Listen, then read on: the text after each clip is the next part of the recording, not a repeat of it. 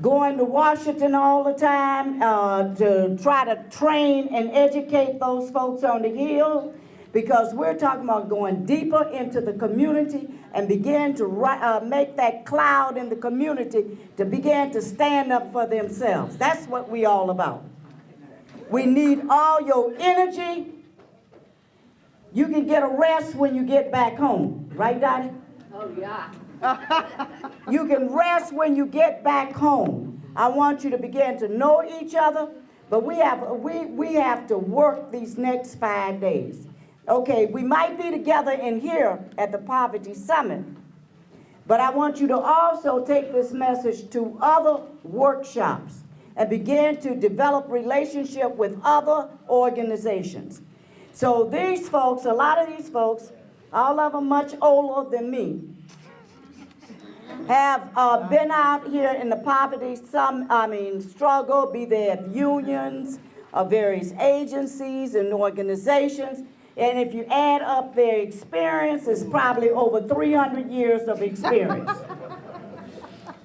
I am the only young person on the block. Right, Damon? Yes. But I want to welcome you.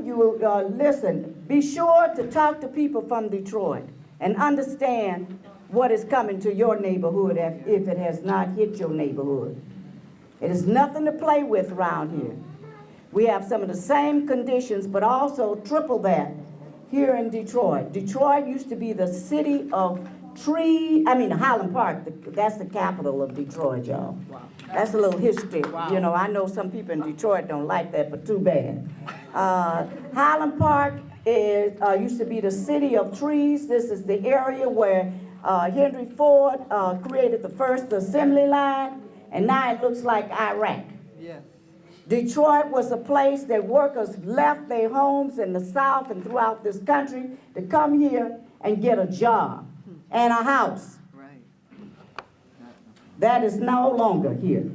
The only thing we can give you is probably some space. Detroit have enough space here to locate Boston or San Francisco. Because they have that right now, they're talking about the situation of downsizing Detroit. Not for the benefit of the people in Detroit, but for the corporations to be able to set up these little, what you call them on the international level, these little pockets of factories that don't recognize no unions, don't recognize no minimum wage, and our children will have no, what you call them? Offshore manufacturing. No, it's not what you call it. Enterprise zone. An enterprise zone. Oh my God. They calling them that? And that's what they want to set up here. And it's not for the benefit of people in Detroit, it is not for you. No, of course. So, you know, we have to have a solution to what this country should be like. We have a vision. We know that concretely that we do not have to stand back and continue to take the fact that people are homeless here and looking towards the future of homelessness. Education is on the chopping block. We got a guy we've been trying to send back to Ethel and them in the Bay Area named Bob. He's a financial manager and one of the worst type of people that they could have sent in here. And closing up schools left and right. His goal is 45 schools this year.